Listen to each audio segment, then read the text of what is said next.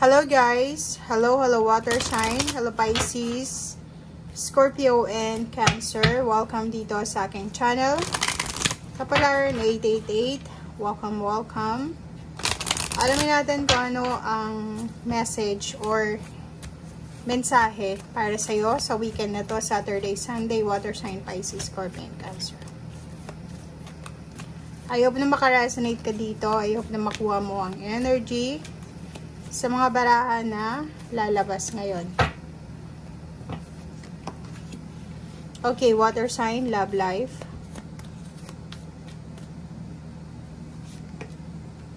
Monk, Nun, and Father. Okay, so sa araw na ito, Saturday, Sunday to, sa weekend message to guys, sinasabi ng barahan na may mga posible kayong gagawin with your loved ones. Like yung love life mo, karelasyon. Pwedeng kayo ay nakapagplano para magsimba, pumunta sa church, or pumunta sa kung saan pa man regarding sa spiritual to. And pwedeng kayo ay tutulong sa inyong magulang, like sa father figure. If for example, may farm kayo or may farm yung family nyo, or posibleng mayroon kayong connection na gagawin or mayroong pangyayari between father and then ikaw, water sign, sa weekend na to.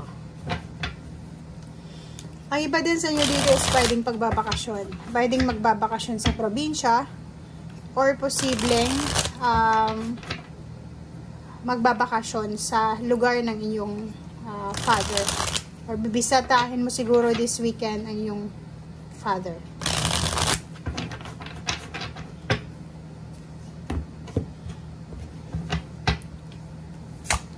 Okay, first card is Three of Cups. So yun, it's a celebration guys. So yun na nga, pwedeng may celebrate kayo with your asawa, boyfriend, girlfriend, or kung sino man ito, kalibin partner na okasyon. So, it's a celebratory sa araw na ito. Next is Five of Cups. Nakikita natin dito, hindi lang selebrasyon, posibleng may hinihintay din kayo. So, makikita mo dito, may naghihintay sa inyo or ikaw yung naghihintay. Okay, Ace of Wands. So, yung iba sa inyo dito is sobra-sobra yung excitement. Diba? Excited dahil sa mga okasyon na isa-celebrate, or pwedeng nakikita natin kasi nasa Five of Cups ka, so posibleng may pagkikita with love life, diba? Kung nasa long distance relationship ka, posibleng magkita na kayo sa araw na ito ng karelasyon mo. Excited ka sa pagkikita din ng water sign and father niya. Excited din siya sa pagbabakasyon or sa kung saan pa man, or ano pa man itong gagawin niya. Eight of Swords, nakikita ko sa'yo dito na excited ka rin, water sign, Pisces, Scorpion, Cancer, na makaalis sa kung ano man na stagnation na mayroon ka sa ngayon. At ang stagnation is pwedeng sa love life, medyo hindi kayo magandang, hindi maganda yung takbo ng relationship nyo, and then nagkaroon kayo ng pagkakataon na magkarelasyon na ayusin. So, pwedeng makaalis na kayo sa long distance relationship, magsama na kayo, or yung homesickness mo sa father mo or sa parents mo or sa pamilya mo or sa lugar kung saan ka isinilang, ay posibleng makakaalis ka na dyan. Okay? The Sun card, yun, masaya kasi may okasyon. Positive kasi may positivity na posibleng mangyari sa weekend na to. Meron ditong parang meet up, reconciliation, reunion, or posibleng okasyon to positivity with your family or loved ones or kakilala na matagal ka nang walang connection sa kanila. Parang ganun. So, nakikita natin dito na magkakaroon ka ng peace with your past. Nakikita mo dito yung baraha mo na nakafocus ka sa pagkakaroon ng peace of mind sa mga nangyari sa iyo sa nakaraan. So, ibig sabihin, if marami kang nakalimutan na obligasyon, responsibilities. Pwedeng ang weekend na to is ito yung pinupunan mo or pupunan mo kung ano yung mga pagkukulang mo sa pamilya mo. Two of Wands, nakikita natin dito na may choices ka na kailangan na gawin. It's either sa love life, it's either sa work, it's either sa decision making.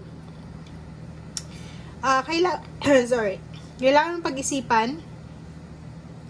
But sinasabi ng baraha sa'yo dito na kung pag-iisipan mo to, isipin mo na ano man ang gagawin mo, as long as na magdadala to ng positivity or good vibes, ayos lang yan. Knight of Wands, excited. Sobrang excitement dito ang nararamdaman nyo. Excited sa bagong trabaho, excited sa parating, excited sa pupuntahan, excited sa mga pinaplano nyo siguro. Or matagal nyo na, kasi may 5 of Cups dito matagal nyo nang hinihintay.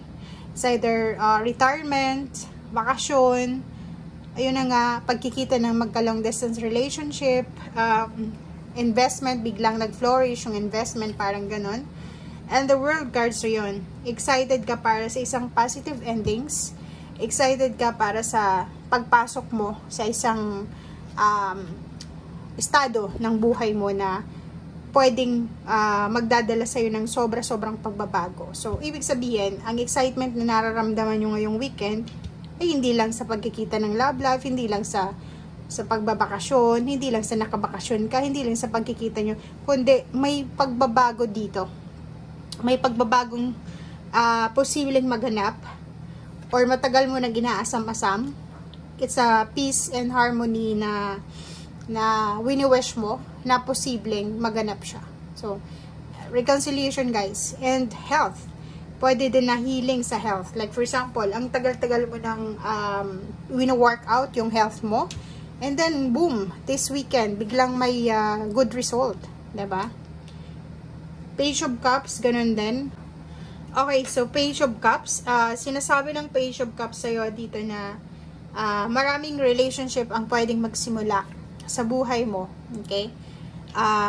If ever mas single ka, if ever na gusto mong maging single, if ever gusto mong magkaroon ng asawa, if ever gusto mong magkaroon ng kaibigan, maraming posibleng papasok, marami din na matatapos. Ibig sabihin, yung mga relationship na alam mong hindi na nag-work, hindi mo na talaga siya ipipilit.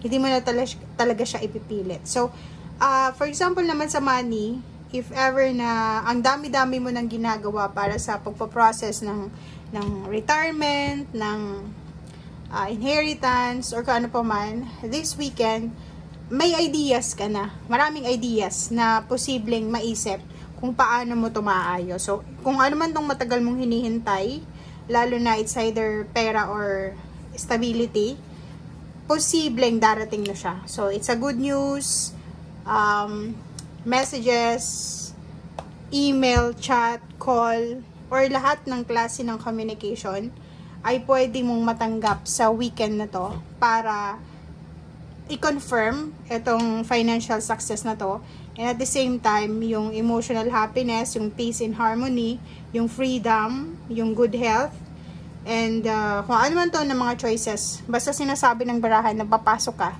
sa bagong yugto ng iyong buhay. Sa lahat ng area sa buhay mo, sa lahat ng level ng area sa buhay mo. Okay? Thank you guys. Bye!